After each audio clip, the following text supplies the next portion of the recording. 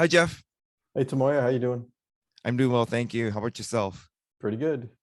So your book, Sho-Time, the inside story of Shohei Ohtani and the greatest baseball season ever played, is coming out on July 12th. So congratulations. Thanks. It's very exciting. How do you feel that the book is coming out in Japanese first before the English version?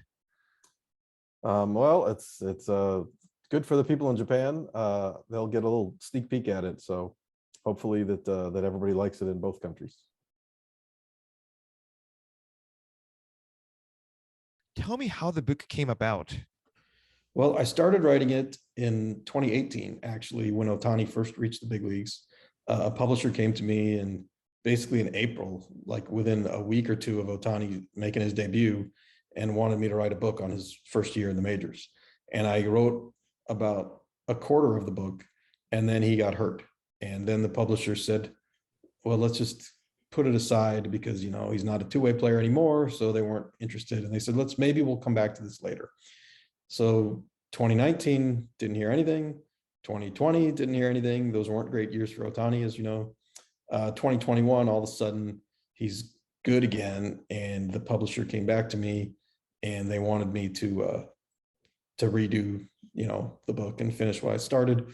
And I actually had some interest from other publishers. So we ended up making a deal with somebody else. And I wrote the book after the season ended and basically wrote the whole last 3/4 of it in about 2 months in November and December. And I think a lot of people already know bits and pieces of the story, but this is a good thing, I think, to put it all into one narrative and for people to really see the highs and lows and what he went through to get to be, the player he was in 2021. And, it was a long trip, and through 2019 and 20 were difficult seasons for him, and it required a lot of work for him to get to where he was in 2021. So I hope people enjoy reading about that.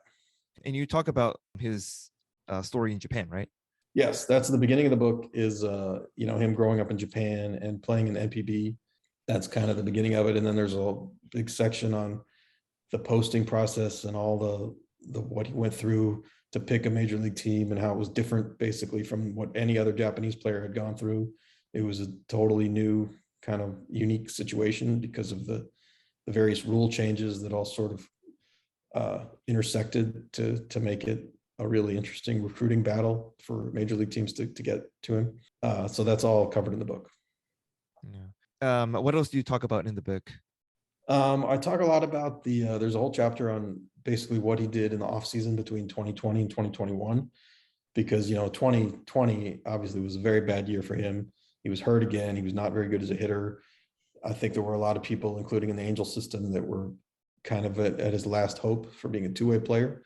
So he really needed to get back to the way he had been in 2018. And he had to change some things about his workout routine and all that kind of stuff. So I kind of take readers through what he did over the winter. I assume you did a lot of research writing this book. What did you find about Ohtani that you didn't realize from the everyday reporting? I learned a lot about what he was like as a kid in Japan and how he was, very single-minded on baseball. Yakyu shonen, I believe, is the term that I learned. And, I think just talking to a lot of other people about Ohtani, you just learn that he's still that way, basically. Even as he's gotten this far in the big leagues, he still doesn't really have interest in doing a lot of other things than just becoming the best baseball player he can be. And he's certainly achieved that so far. So, and also, because he doesn't do a lot of interviews, you don't really get to see his kind of lighthearted personality, which I think, talking to other players around him, you get a little more of that. Did you get a one-on-one interview with Ohtani for the book? No, unfortunately not. I tried to dealt with his agent, and obviously I'd covered Ohtani for all 4 of his years in the big leagues. So I knew a lot about him, and I knew I'd talked to his agent a lot. They just felt like, all the interviews I'd done with him in my daily job provided enough. They felt, I suppose, for the book. And it did, I think, too. I mean, there's lots of stuff in there where he talks about all kinds of things that he talked about, in other interview sessions. If you could, what's one question you'd like to ask him? If you don't normally get to ask in that, in everyday reporting? I mean, there's a lot of questions that we have asked him that he hasn't really answered, that I would like to, if I could just sit down with him and prod him a little more to get like a true answer to it. Like one would be, how concerned was he about his trajectory of his career after 2020? He seemed to be pretty frustrated, but I don't know if he just really was worried that he wouldn't be able to do it, or if he just figured, I'll do this extra workouts over the winter and everything will be great. I'd like to know what his mindset really was going into last winter. It's in your title, the greatest baseball season ever played. What made Ohtani's 2021 the greatest baseball season ever played? Well, I mean, he was a two-way player, obviously, and he was he wasn't just a two-way player. He was one of the best pitchers in baseball and one of the best hitters in baseball. That's incredible. And you don't have to go really too much further than that. And the fact that he was able to play at the volume that he did, because in his first years, there was a lot of talk about how are we going to get the most out of Ohtani as a two-way player without pushing him too hard or without getting him hurt. And the fact that he played 155 games as a two-way player is pretty incredible. And I think even Ohtani probably surprised himself in that, because, when we asked him at the end of the year about his performance, he felt like his performance was totally repeatable, the level he played at. But I think even he's not sure if the volume he played at is repeatable, because there is a fatigue factor and there's an injury factor. He'd never done it before in Japan. He didn't even play this volume that he played at the major leagues in 2020.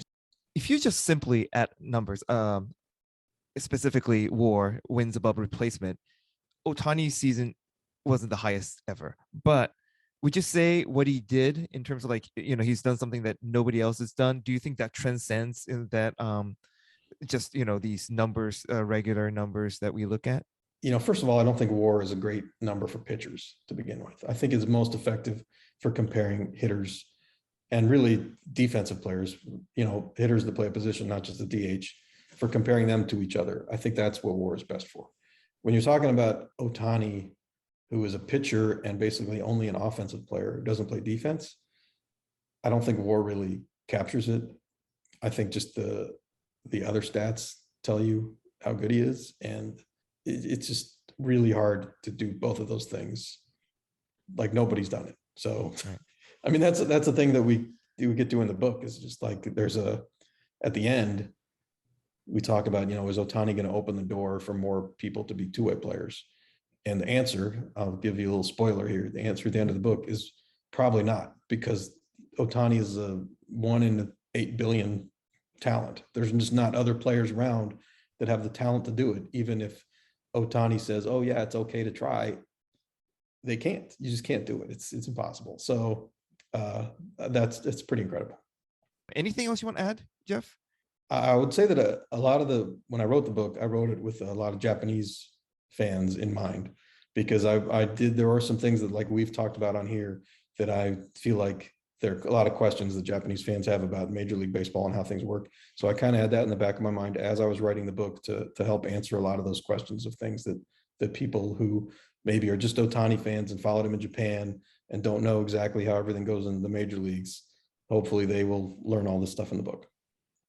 All right, viewers, please write in the comment section below what if you have any questions or comments for Jeff, please write in the comment section below, and please buy the book. It will be a great read. Thanks for your time, Jeff. All right, thanks, Tomoya.